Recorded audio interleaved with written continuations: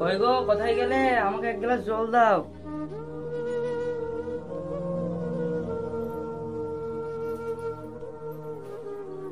তুমি এই পিঁড়িটা নিয়ে এখানে বসো।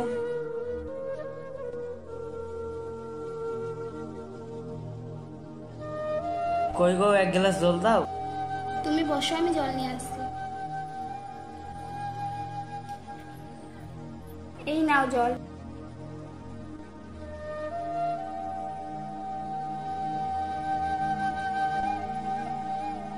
কি গো, তুমি এখন কি করবে? তুমি যে বিদেশে চাকরি পেয়েছো, এতগুলো টাকা তুমি এখন কোত্থেকে পাবে? আমি কিচ্ছু জানি না, কোথা থেকে এতগুলি টাকা ব্যবস্থা করব আমি বুঝতে পারছি না গো।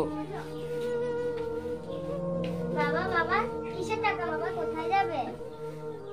তুমি চুপচাপ থাকো, তোমাকে সব কথায় কান দিতে হবে নাকি? মেয়ের মতন থাকো। থামো তো তুমি। ও বাচ্চা মেয়ে, ও তো কিছু বোঝে নাকি? মা, তুমি ওদিকে যেয়ে বসো, আমি তোমাকে পরে বুঝিয়ে বলবো। ঠিক আছে বাবা।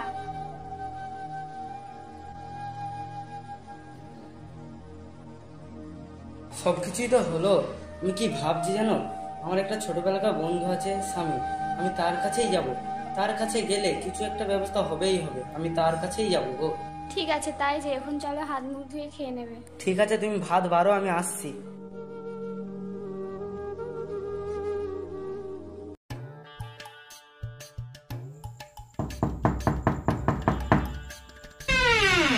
হ্যাঁ বলুন।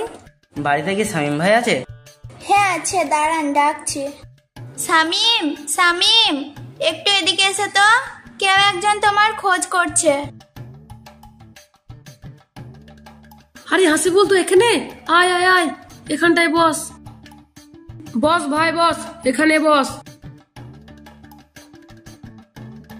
হ্যাঁ ভাই বল, তোর কি খবর? ভাই শামীম, আমার একটা চাকরির অফার এসেছে মুম্বাই থেকে, সেখানে 1.5 লক্ষ টাকা লাগবে। তুই কি দিবি আমায়? আমি তোকে কথা দিচ্ছি, আবার পরে পরিশোধ করে দেবো। হ্যাঁ হ্যাঁ অবশ্যই দেবো, আমি ছাড়া তোর কে আছে বল?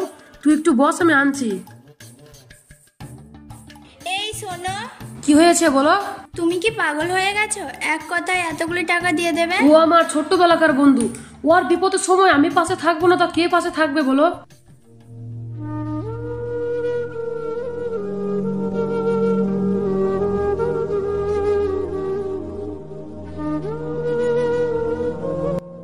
এই নে ভাই টাকা।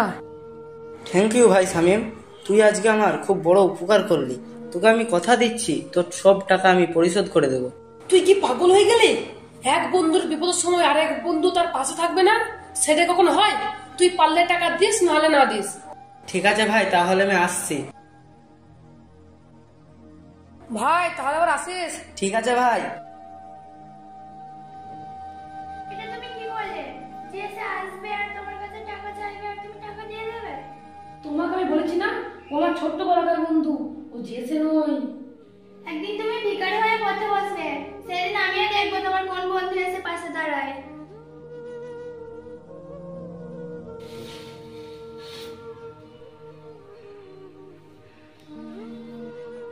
আচ্ছা তোমার কি হয়েছে বলো তো? কদিন ধরে চুপচাপ বসে আছো, অফিসেও যাচ্ছ না। ও কিছু না, তুমি ওইসব নিয়ে ভেবো না। কিছু না মানে কিছু তো একটা হয়েছে, আমি কিছু বুঝি না। কি হয়েছে বলো না প্লিজ। তুমি শুনবে? কোম্পানি থেকে কিছু লোককে বাদ দিয়ে হয়েছে, তাদের মধ্যে আমিও আছি।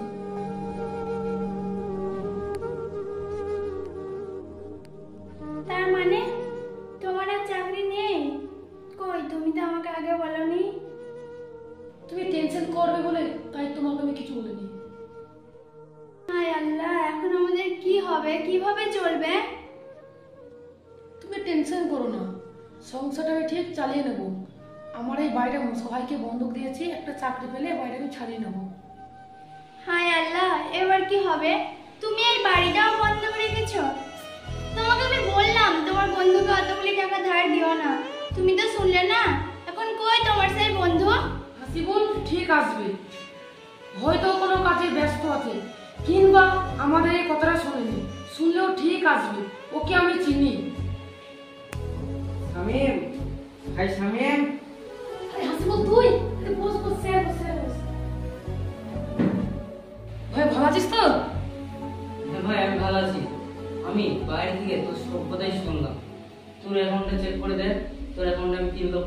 দিয়েছি ভাই। আরে তুই আমাকে 3 লক্ষ টাকা দিয়েছিস? কেন রে?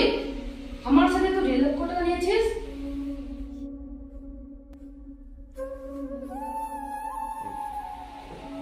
হ্যাঁ, আমি তোর কাছ থেকে 1.5 লক্ষ টাকা নিয়েছিলাম। তোরা ভারী বিপদ, তাই থেকে তোকে আমি 3 লক্ষ টাকা দিলাম ভাই। ওই টাকাটা নিয়ে তোর বাড়িটা ছাড়িয়ে নি। ভাই তুই আমার বড় উপকার করলি রে। থ্যাঙ্কস ভাই, থ্যাঙ্কস। আরে বন্ধুত্ব বন্ধুই উপকার করবে, স্বার্থ ছাড়া। এইটাই তো বন্ধুত্ব পরিচয়।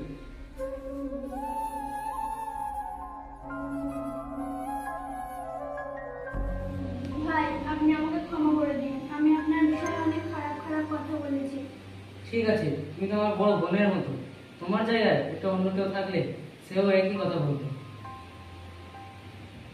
বন্ধু হয়ে বন্ধুর পাশে দাঁড়ানো অবশ্যই উচিত, কিন্তু তার মূল্য অপর বন্ধুকেও দিতে হবে। আর এই বন্ধুত্বের মূল্য কেউ বুঝুক বা না বুঝুক, শুধুমাত্রই বন্ধুই বুঝবে। তাই বন্ধুগণ, আমাদের এই ভিডিও যদি ভালো লাগে লাইক, কমেন্ট, শেয়ার করবেন। এছাড়াও নতুন নতুন ভিডিও পেতে আমাদের সঙ্গে থাকবেন। ভালো থাকবেন, সুস্থ থাকবেন। ধন্যবাদ।